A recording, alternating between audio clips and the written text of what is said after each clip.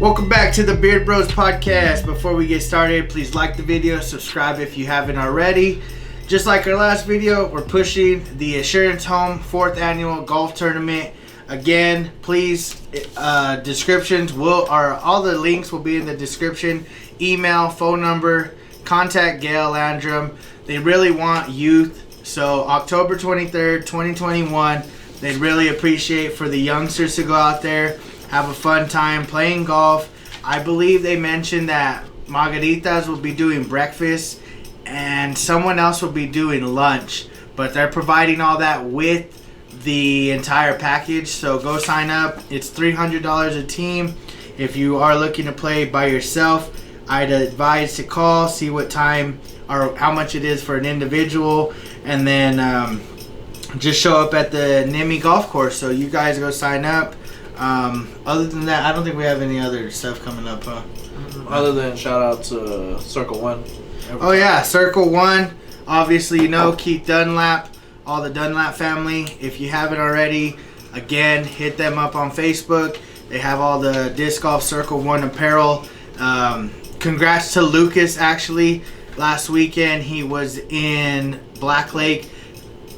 He said he came back. I haven't looked at the final scores, but I'm pretty sure he came back from like 5 down. He shot like 9 down in the last round. So congrats Circle One for sponsoring him, and 2, shout out Lucas Wright for doing that. Also shout out our boy Aaron. We didn't do that last video. And my homegirl Patty and Chloe. And damn. Shout out. Roswell was Roswell was representing. Roswell just was winning this weekend. Yeah, they were doing good. I know it's already been like a week since all of this, but nonetheless, you guys, congratulations to all of y'all for either winning or doing well. I sucked. Doesn't matter. Mikey sucked. Yeah, so anyways, we'd like to introduce our first guest in a long time. You want to give us your name, your social? And your number and your... I'm just kidding. Just introduce your name and yourself. Leo Sanchez. All right, Leo, thank you.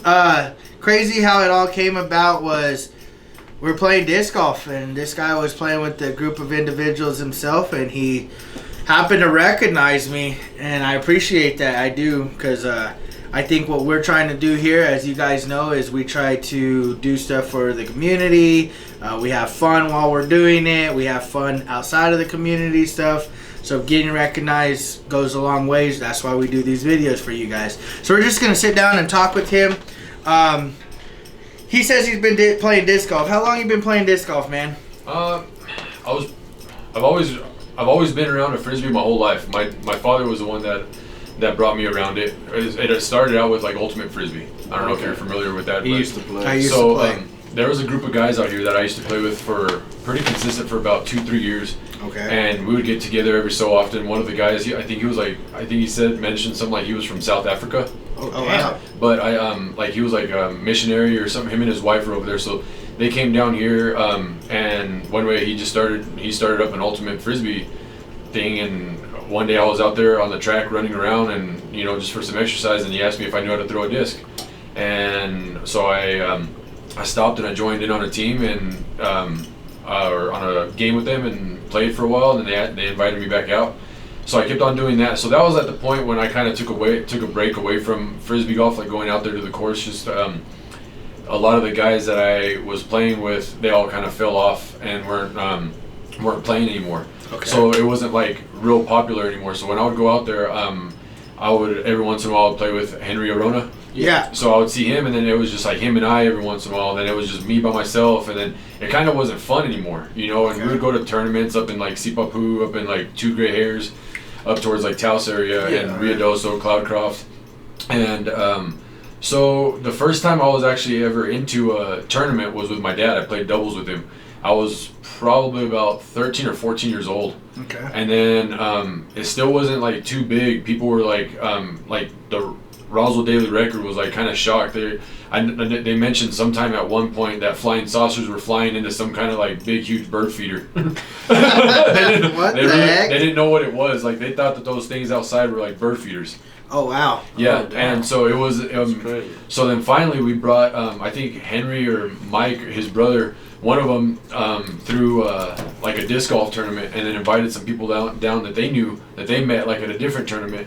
And then so finally they started getting some recognition of some of disc golf. Okay. And then it started becoming something. And short, I want to say like about. So if I was like around 13 or 14 years old, I want to say probably about I might have been about 18, 19 years old, and it started dying off. Okay. And then shortly, I would always go out to my work out towards the base, and I would always see people playing disc golf, and I was like, man, maybe it's making a comeback. And so I just stopped going to the Frisbee golf course, but I was still going out to the park, practicing my drive, practicing putting, and stuff like that. And then up until this year, I started going back, and that's when I ran into you guys, and Right. yeah. That's cool, man. I mean, Yeah.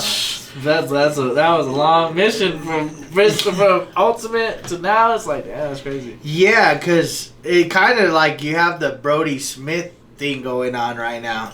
Like he started an Ultimate Frisbee, and now he's pretending to be a disc golfer. Yeah. No disrespect to Brody Smith, but he's just not on the higher people's level. Yeah. Like the Macbeths and the Conrads and stuff. Like maybe one day, but I don't know. But so I'm curious. Like you took off, now you're back. What are your what are you looking to do now? Are you casual? Are you looking to get back in competitive? I want to definitely get back into competitive, but I'm still I'm not gonna strive for like everybody says like when they do something they want to become like professional, you know, Okay. or something along those lines. I still want to stay in the classification of recreational. Okay. You know, like I'm a recreational player. You know, I mean, if I got asked to go do a tournament or something like that somewhere, I just still want to stay in like an amateur level. You know, I mean, Right. I'm not gonna. Although bringing that up, my dad asked me like not too long ago. He asked me. He said, "Well, from the time that we went out there and played, where's your game at now?" And I said, "Now that I'm older, I said it's weird. Like I care more about putting than I do driving." Yeah. Or you know, back in the day, it was like one of those things. You know, our saying was always drive for show and putt for dough. Okay. You know what I mean? And so now that I'm older and not younger, and I'm like, I just wanted to outdrive everybody. I was like, you know, Lucas Wright out there. You know, Yeah, wanted yeah. to be, you know, big art. You know, what I mean, like that kid can drive. Yeah, he's got I played I want to say like maybe 14 holes with him, and Okay. man, by the end, the next morning, my arm was hurting just trying to keep up with his drive, you know. And I mean, I'm nowhere near what I used to be, you know. Right. And that kid, Cool. I'm glad to see more people are going out there for the clinic And this that's- weekend. well, speaking of that, I mean that's what made me kind of want to get back into it, because I started Okay. seeing a lot more people coming out and they're viewing it more as a sport.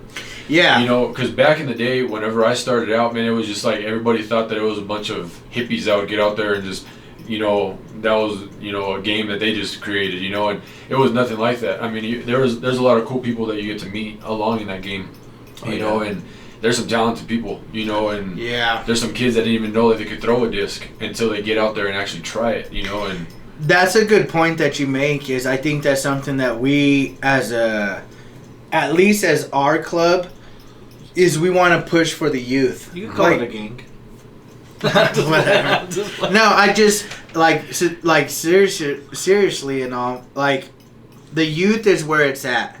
And I think kids, I was one of those kids. I never even thought about disc golf at all ever until pandemic. Yeah. Like literally never even, like if you would have told me what disc golf was, I probably would have given an idea, but I wouldn't have known how complex it really was. yeah. But now that I've been in it and I'm involved in it, and I'm always, like, my world kind of revolves around that. The youth is where it's at, because I remember in high school, people used to push people to go play, like, tennis or golf or whatever during high school, because it was easy to get a scholarship. Like, you go to a university off of just one of those type, instead of basketball, football, your mains, it was harder to get in with those. Yeah. And now I'm looking at, hopefully one day disc golf is a part of those academic credentials where you can take it as like an elective or something like that, where you may not hit as many people as you'd like to, but you might get like Kobe Sanchez. He's a 2-time junior world champion. Yes. Lucas has potential himself. We got another dude, Frankie Anaya, if he could get in there too. Like, we got youth kids, Chloe Arona, your friend Henry Arona's daughter. She's really good. Like, there's so many legit kids that I know disc golf is going to take off. Mm-hmm. Like, you can already see it. We're well ahead of it, but it's just a matter of... I think I see what you're saying. I know a lot of people that play tennis and golf that got, like, a scholarship. I think you would be the same just in high school. You knew, like, maybe a girl or a guy. Just someone oddball. And maybe they didn't become professionals. But they were, like, smart in school, and they played those sports, and then they got a scholarship. And I've known a few, you know. And that's what I'm saying. It doesn't mean disc golf has to be life, but if it opens opportunities for an education or something. Because there's two dudes, they make a YouTube channel that's called Foundation Nation. They both played in, I think, Maryland University disc golf. They were college disc golfers. I heard that New Mexico State's looking to build a course. I'm probably not supposed to say nothing, but they're potentially going to build a course, and it's potentially going to be one of those possibility of an elective eventually. Oh, wow. And I'm like, well, what are we doing over here? Because I'll be honest, Roswell, not disrespectful to the other local nearby clubs, but like we mentioned earlier, we went to Lubbock, and even in Black Lake, there was a vast majority of top contenders from Roswell. Mm-hmm. Like, we are one of the places that we have high caliber players. Yeah. And so it excites me, man. I'm glad to see that you're giving it another chance after a really long time, you know. And it's really popular right now. Oh yeah, and you know, and crazy. Even talking about Kobe, and it was crazy because I've known Kobe since he was a baby. Oh wow, really? Yeah, my wife and his mom are best friends. Oh wow. So Curtis and Jennifer would always tell, you know, well, doesn't Leo play? And Desiree was like, yeah, but he hasn't played in a while. And she was telling him to go out there with Kobe and Curtis, you know, and so Curtis would call me every once in a while and, hey, let's get out there. And I think he kind of gave up on calling me, you know, right? Because I was like, nah, because I thought it was just a couple of those guys, you know, a couple of them going out there. And I was like, man, I like the crowd being out, not people watching, but people getting out there and playing, right? You know, because that's what made it more challenging. Because then, you know, the better guy wanted to make the not so good guy better, you know, and right. And that was your goal, was to get that good, you know, and you wanted to be able to throw as far as that guy or putt as good as that guy or something along those lines, or your putting approach might be a little bit, you know, from 30 feet, you know. I mean, I don't know, it's just different, you know. And then anyway, Kobe, he wasn't pro yet, and then so anyway, this is like when he first started out, and then all of a sudden, like, a year goes by, and Jennifer calls my wife, and she said, hey, guess what, Kobe just got sponsored. And I was like, no kidding, by Prodigy, you know. And so I was like, man, that's awesome, you know. And I said, and it's weird because kids at that age tend to grow with that sport faster, you know. Yeah. And they have like they don't have any bad habits to form. That's where we're kind of at, is you played so many other sports, and that's where I began. Was I just kind of went off natural instincts, natural abilities, thinking that was going to carry me. Yeah. But it's not. I have to practice. I have to develop my game. I have to do different things. I got to break habits. And it's like you said, for kids, it's so easy because they could do it right from the beginning. Yeah. And Kobe, he's stud. He's a beast, man. He is truly a young little beast, and that's the thing, is there's, like I mentioned, all the other people, they have the potential there. Yeah. And that's basically, I think, a big goal of ours is really reaching to the youth. Like, yeah, we want adults to go because this is the first sport, I think, that is, like, family friendly. Yeah. You can, like, I've played golf and football and all this stuff. It's not like if I have a chick, she can't use even my golf clubs because they might be a different length or they're too heavy or whatever. I mean, even down to the golf ball, they got female golf balls to male golf balls. Yeah. And it's like football is a little bit different. I'm playing with guys. You can't really help me play with these guys, or all these different things. Where disc golf, I can hand you a disc. You can hand whoever that same disc, and that disc could go anywhere, and any and everyone could throw it. And perfect example. Marvin Dunlap passed away, so he had his disc go all the way around and ended up in Dallas, Texas. Went in the water, unfortunately, but yeah. That fool sucks, huh? Yeah, whoever threw that Whoever fucking threw the disc in the water, he sucked, bro. So yeah. But anyways, we'll start another one. I think they did already. So too. yeah, that's like the concept. Literally one disc traveled however many miles. 8 hours. 8 hours away. Yeah, that's awesome. Yeah, and that's what's crazy is that's what I think I love the most about the sport is from kids to adults. I mean, even like Steve is probably our oldest club member, and he's 62, I think, and he still competes at a high level. Yeah. Like he has his amateur 60 plus, and sometimes he'll drop to 50 plus, and he's competing. Yeah. And it's like, man, that's awesome to see, because even as, I hate to say it, but as old as he is, it's like there's still room to improve and to compete, and I don't know, man. I just love it.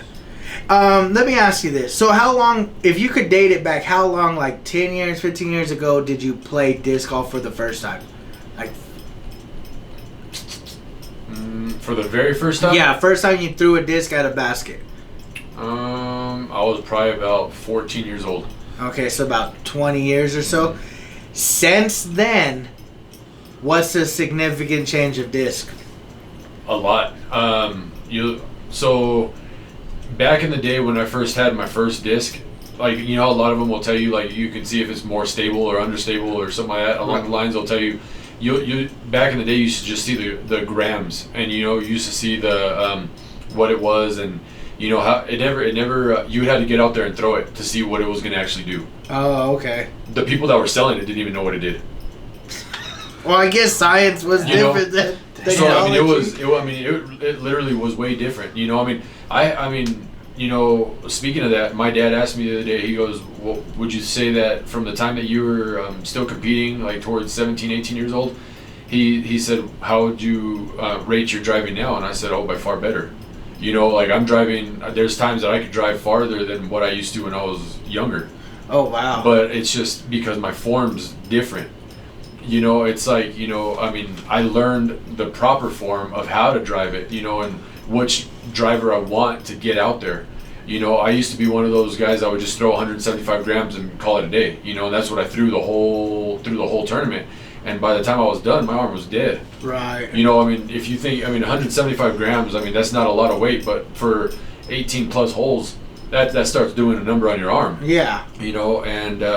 So I started throwing about, for some farther shots out here, I would throw anywhere between 165 to 168. Right. And then if it's on a real windy day, then I'll use my heavier, like 170 to 175. But I don't know. So I went out there the other day, and I can't remember what hole it is. The one right when you're going towards the pavilion. 15. Is it 15? Big tree. Either 15 or 8. I think it might be 8. It's the one that's on top of the hill, like as you're coming back from the pavilion. This one's going towards the pavilion. Oh, it's 8. It's right over. It's 8. Okay.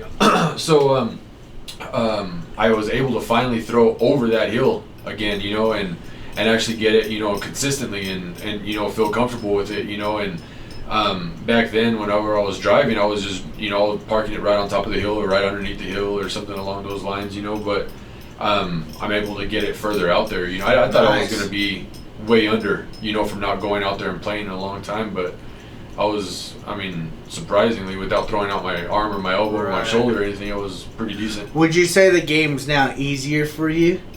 I guess because of, like, I look at it this way. If you have a disc now, and I don't swear by this at all, by no means, because I have had discs that don't do exactly what the hell it's supposed to be doing. But for the most part, discs are somewhat similar to the numbers that are presented on them. Mm-hmm. Would you say by basically that aspect of the disc now, is it easier for your disc selection for you to throw something headwind, tailwind, yes, whatever? So So I still kind of stick. I try to find my older discs. There's a lot of newer discs that I've thrown that some guys have like, hey, check this one out, and I like the way they throw. Like I don't know if you're familiar with like the Discraft, the Buzz. It's a mid range. Right. So that was my go-to all the time. And then so about 2 weeks ago, there were some people down from Mississippi. They came through New Mexico and they wanted to go to the Grand Canyon. Well, this guy saw the way I threw my Buzz, and he's like, man, he goes, you fly that pretty straight. He goes, I never was able to fly my Buzz that straight. So he had me try a zone, and I tried the zone and I stuck with it. So now the zone has replaced my Buzz. But that's a big difference because a zone's more like a putt approach where a Buzz is a mid. Plus a zone's overstable where a mid is pretty stable. Yeah. And it's weird because like I can fly that zone the same way that I would fly my Buzz. Wow. But like my 168, my go-to is it's an Innova, it's a Katana. Have you heard of that one? Yeah. No, I've not thrown. So Mikey throws that a lot. That's my go-to if I need to get distance on a hole. Okay. So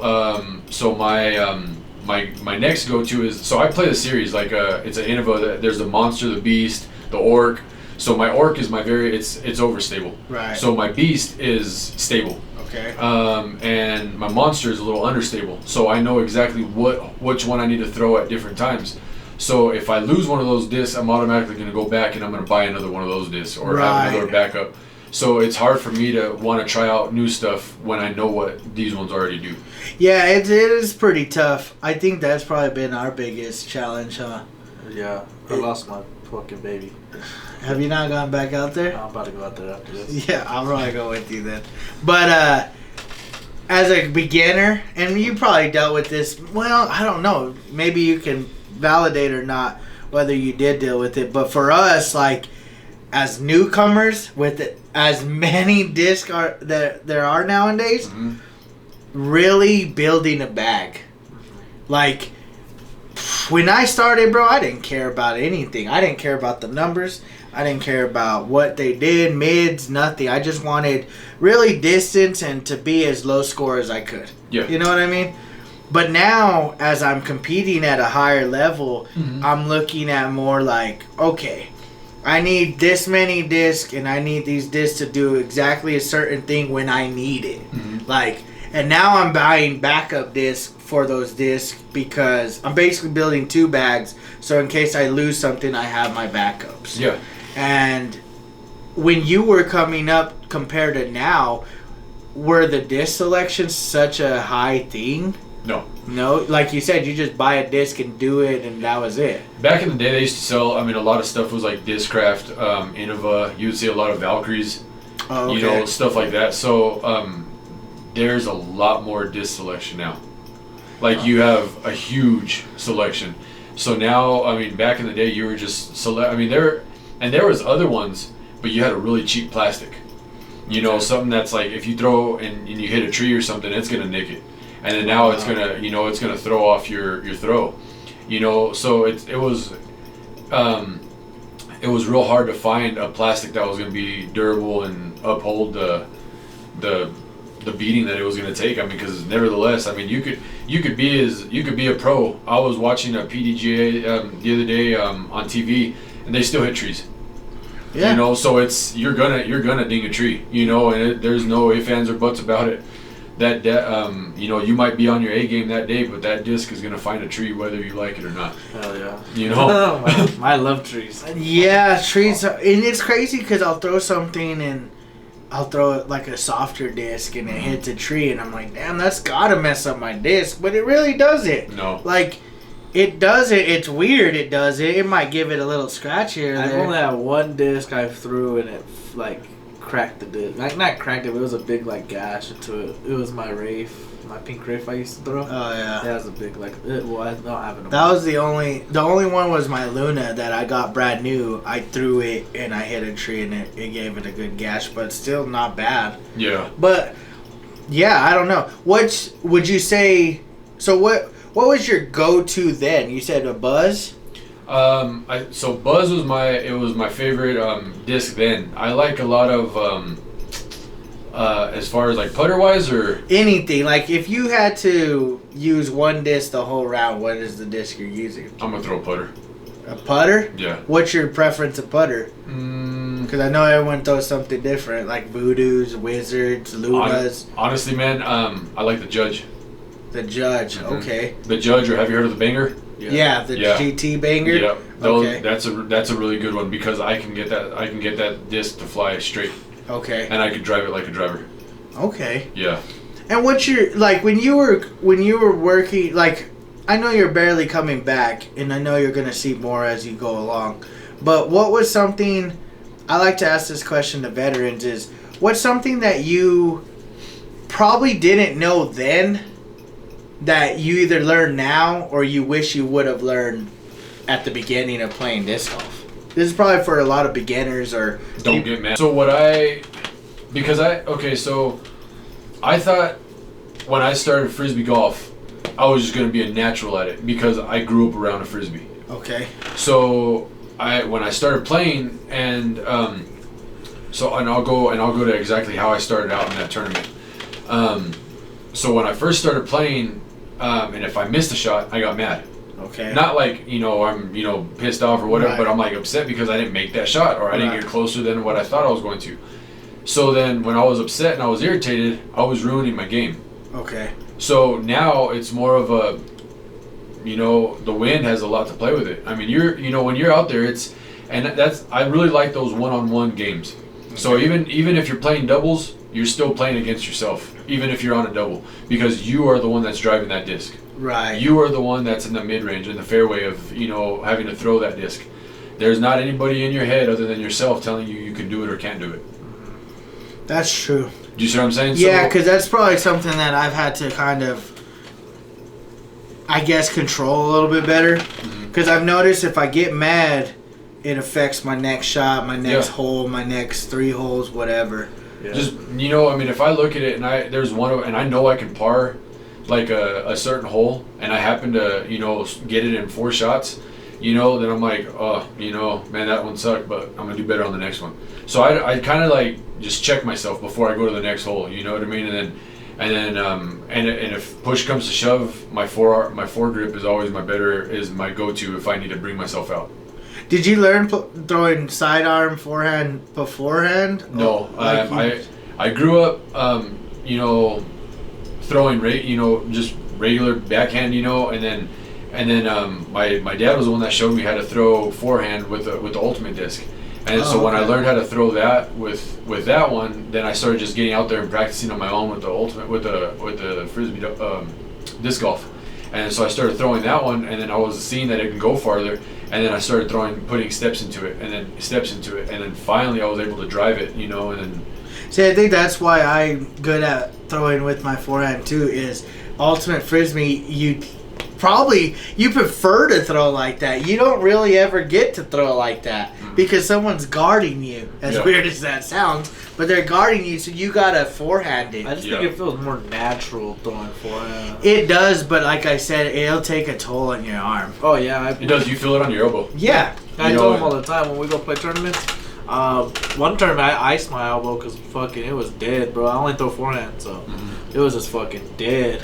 Yeah, because you're I couldn't throw putting like a lot of holes. torque and you're doing a different motion than this. This is almost like natural, almost like you're flinging your arm rather than you're like twisting a lot of this going on right there. Oh yeah, just a lot of fucked up shit going on. Yeah, I mean, I don't know, man. It was weird how the first tournament. Let me I'll talk to you about that one. Okay. So we all went up there as a family. My mom and my dad were gonna get in a doubles tournament. Okay. And then so this is up in Sipapu, and that was my first course that I ever went. And that one, by far, I would say that's an advanced course. I was like, I didn't know what to expect. I didn't know that was what was gonna come at me, and it was a huge challenge. Well, once my mom figured out, she loves the mountains, but once she figured out how high you had to climb up to just to get to one of the holes. I mean, one of the holes that they call there is Stairway to Heaven. Okay. And you're literally, in the morning when you get up there and you're driving off, you're literally in a cloud. You can't even see the basket. What the hell? I mean, it's nuts. I mean, you know, and so my dad was like, well, I'm going to have to forfeit. And so they went to go tell, and he didn't think I could play because he thought it was like an age, you know, limit or, you know, something along those lines. Or I couldn't play with him. I had to play with somebody my own age. And so at the time, the one that was running that course, it was Bill and Sue. They're the ones that own Two Gray Hairs up in Taos. Okay. And so they're like, why don't you get your son to play? Does he know how to throw a disc? And my dad was like, yeah. And they said, well, let him play. And that's how I started competing. Wow. So it was just kind of like I either drew the short straw or just something it was just happened. The luck of the draw. Yeah. That's cool, man. So that's kind of how I got into the tournament thing, and then I would start going from there. And then so my dad and I would always compete, and we would go to, you know, tournaments together. And so, you know, and then when he stopped playing, he you know, that was another reason why I stopped, because I didn't have anybody else to play doubles with or go out of town with. And because at the time Henry and Mike, his brother, were the ones that were always teaming up, you know, and they were going. Yeah. So he would still go with him every once in a while, you know what I mean? I didn't want to take that away, you know what I mean? Right. That was their bonding time, you know. So I don't know. So I just kept on going out there and practicing every once in a while at just a park and just throwing. Damn, man, that's crazy. That is like, what are the odds? I guess, you know what I mean.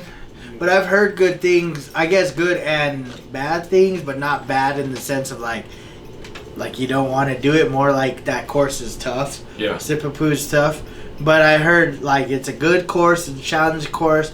It's like a course you want to go and play. Oh yeah, you do. I know many discs that I loved are in those trees or someone else has them, because I mean it's no, I mean when you're driving, it's like, okay, so over here you're on a hole, and now that's one of the other things that I like is that there's more holes. Back in the day, whenever I first started, we only had 9 holes. Oh. Here at Enchanted? At Enchanted. Yeah. There was only 9 holes, and now there's extra holes, and I mean it's way more, it's a lot more fun than what it used to be, because now you get to walk further distance, you know, and it's a really good exercise too. I mean, you know, you get out there and have fun, and but so here it's real flat. Over there, you're driving off, your tee box is from like you're on top of a hill, on top of a mountain, and you're driving down. So when you're used to throwing straight here, and you go throw straight over there, well, you're not going to find that disc. Yeah, that's kind of what happened in Cloudcroft. Yeah. We went up there a few weeks ago, and you're throwing, and it says 240 or whatever. But it's down? Mm-hmm. But you're throwing down, and it's like, crap, I'm throwing down, and I throw straight, but my disc is sailing. Like, it's going way over where I want it to go. It's kind of a little challenging because it's the Odessa, that one where on the hill where you threw your disc into the water. Was it Odessa? Yeah, it was Odessa. The last one we played. Me, you, and Odessa? Aaron. When did we play in Odessa? Like 4 weeks ago. In Lubbock or Amarillo? Oh, it was Amarillo, huh? On the hill though? Right there by the zoo. Was it Odessa? I could have sworn it was Odessa. Oh, it was Amarillo when you're like, it's like a dirt. It's just dirt and it's by the corner of the street. Oh yeah, kind of like that, yeah. Where you just throw and you just let the disc sail. Mm-hmm. You're gonna get distance, but it's not the same distance as throwing flat on flat land. But yeah, we were talking about that too, about just how much that disc golf has even changed just here. Yeah. Like a lot of the people we talk to that are in the club and stuff, they talk about that all the time. Is just, you know, from having the more holes now to now we're looking at getting new hole placements. Yeah. So we're gonna have 2 placements on each hole now. Oh, wow. So we can move the baskets to either one at every. We'll probably do it like once a month. Yeah. And then you know, just stuff like that, man, that it's just gonna change the game, because I'll be honest, like the people that show up probably every week to all the minis, those are the people that travel.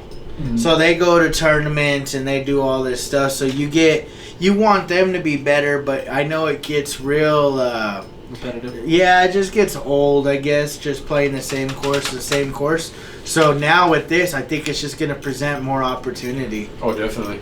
And so that's really what we're focusing on, is just getting people out there. I mean, our early pandemic, all the way up to like probably end of summertime, we had a lot of people. I was one, he was one that got included. It was like, wow, there's a lot of people playing disc golf now. Yeah. And even more so, like, yeah, we've kind of, our numbers have kind of gone down, but disc golf's still popping because you look at it, and if you were to try to get a specific disc, likelihood is you're not going to find that disc right now. Yeah. It's just, they're so hot. They're like, everyone's buying everything. Like, once Conrad hit that winner for the championship, MVP sold out. Oh, yeah. They had nothing left in the warehouse. They were completely sold out. You couldn't get anything. And that's just the way it's going right now. Yeah. Disc golf's going crazy right now. I mean, even down to disc like that are signature disc. If you get a signature disc right now and you get it for what it's retailing at, the resale is like almost like Jordans and stuff now. It's like crazy. Yeah. Like, you can get a disc that, I don't know, like the Nate Sexton Firebirds, if you can get it for like $35-$40, you can resell for at least $130. You can at least get $100 profit. Wow. It's crazy. Even from like when you get your PDGA stuff, it took what? How? Yeah, I got mine before. in February, and I just barely got it like in June. Yeah, I barely got mine in June. So, they're just backed up on everything. Just everything, but I think it's because they didn't expect. I don't know. I guess they just didn't expect it to ever be at this magnitude. Went to Dohart, Texas. They had to ship us our player pack because it was just delayed. Yeah. It was Yeah, crazy. and but see, that's just kind of the cool thing is, it's really not that expensive to play. No. Like, you can pretty much go grab 3 discs and you're good.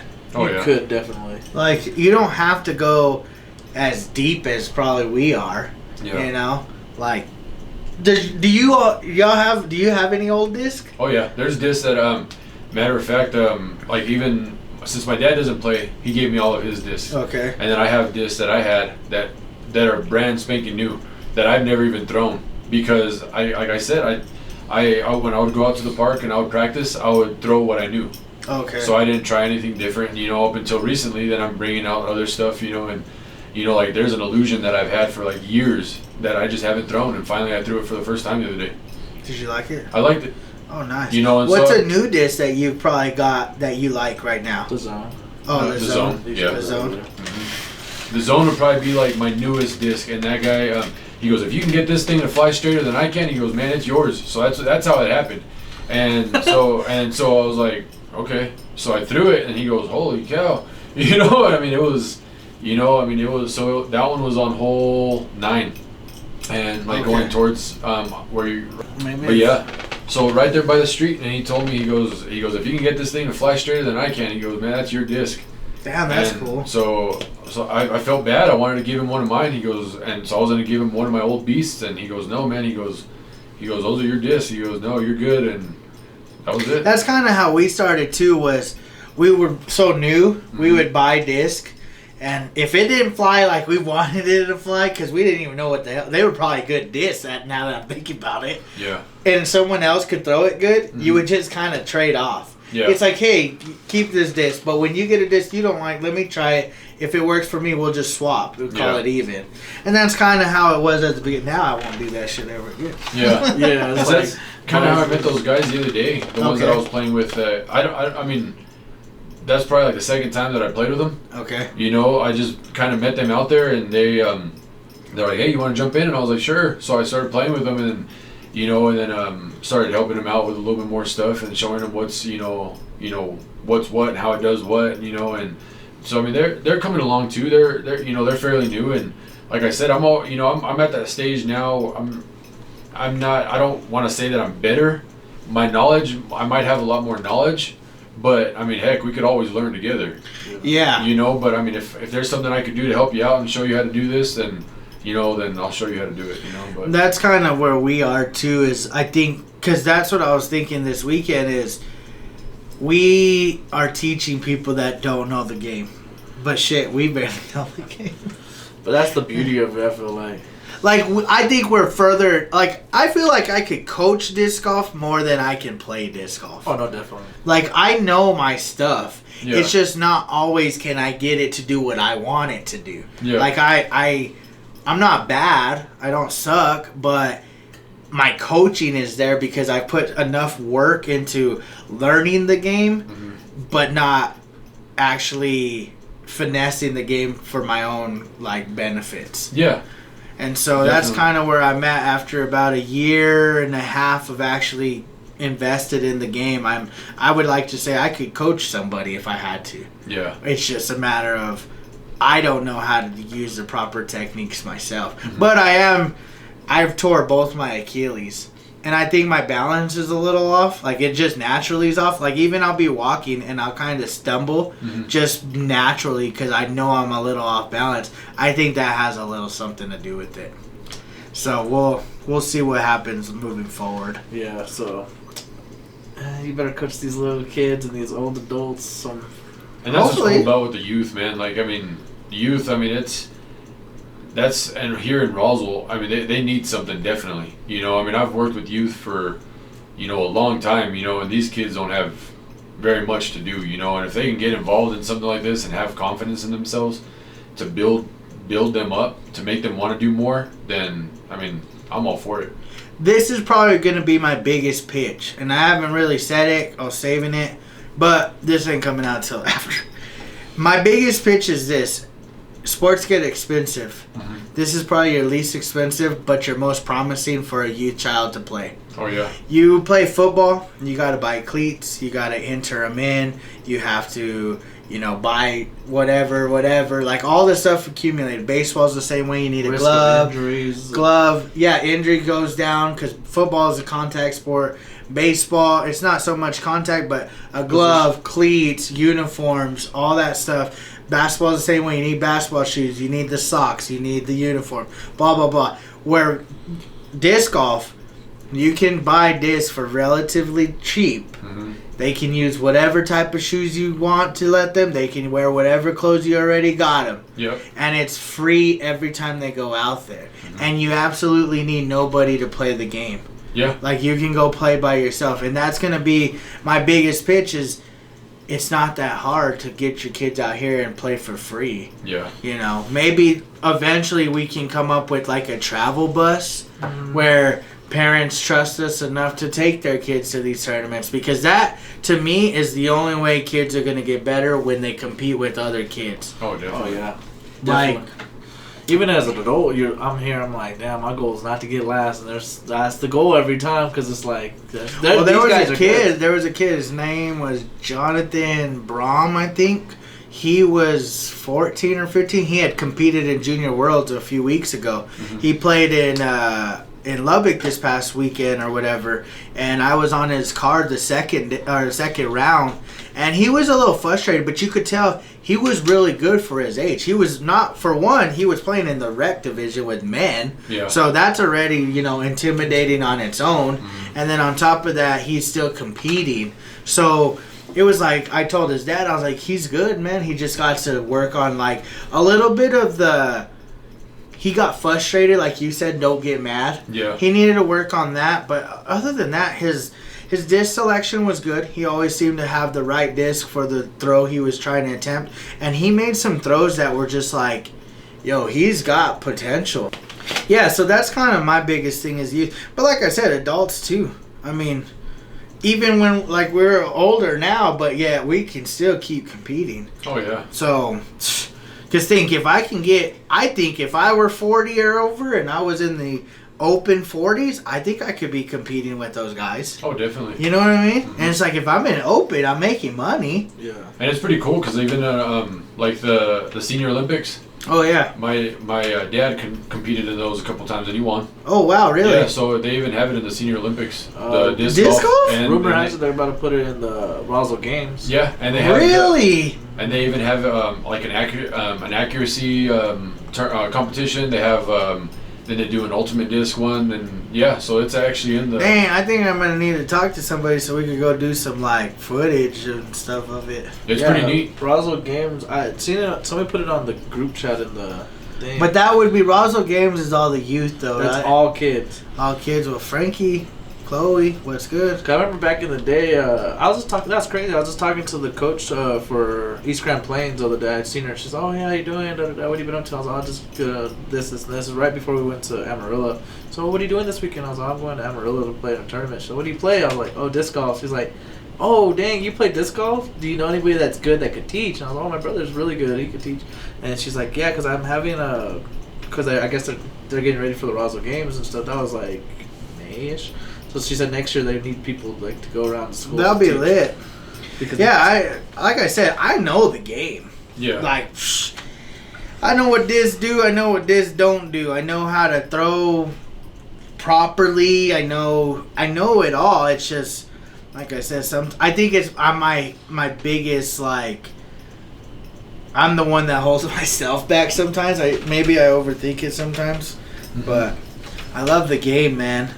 So, no, we appreciate you coming on, man. No problem, man. That was like when I saw you out there, and then when you asked me if I wanted to come on, I was like, oh man, I don't know. I know I've watched you guys' videos, and I'm not gonna eat anything hot. No, like stop doing that shit, man. No, that's what I was gonna tell you. It was hard to tell you on the road, but we did that for a little while. But I think we weren't getting the results as far as the views and the subscribers that we were looking for. I think the funniest one that I saw though was when you guys decided to eat the bananas and drink the Sprites. Oh, that shit took so long. That's the one I was like, oh man, I was like, that's not gonna be good. It wasn't good. I felt like shit after that. There's a lot of people that call me or text me or talk about it. They're like, "Bro, that shit was funny. I should bring it back." I'm like, "No, man, it's fun for everyone else. Yeah, it's hard for us because him and I being like the host of the show, it's not like we're hosting and people are volunteering. We're like part of the show. Yeah. So it's like we have to do it every time where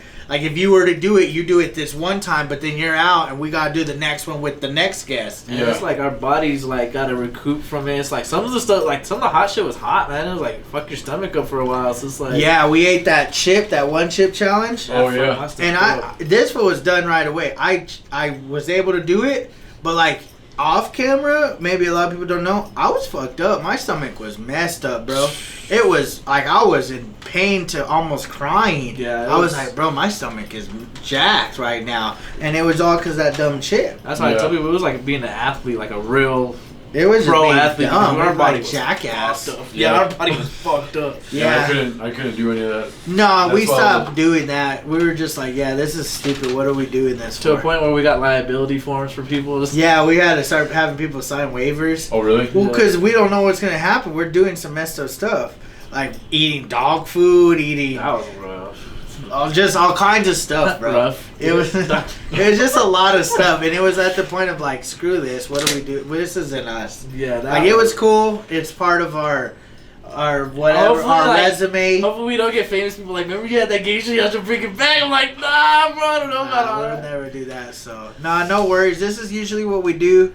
I mean, we'll do other stuff like, I don't know, we'll put a basket. I think Mikey was telling you that day, we'll put a basket randomly in town and we'll go throw in whatever in traffic or That was whatever. cool. Yeah, like we do stuff like that, but mostly it's just filming casual stuff. Yeah. Sit down talking, getting to know each other or talking whatever. Because we don't like to get hurt. That's just one of ours. I don't like to get hurt. Yeah, I don't like to get hurt either, so. Yeah, no way. Nah, we appreciate you, man. You guys, thank you again. Like the video, subscribe if you haven't already.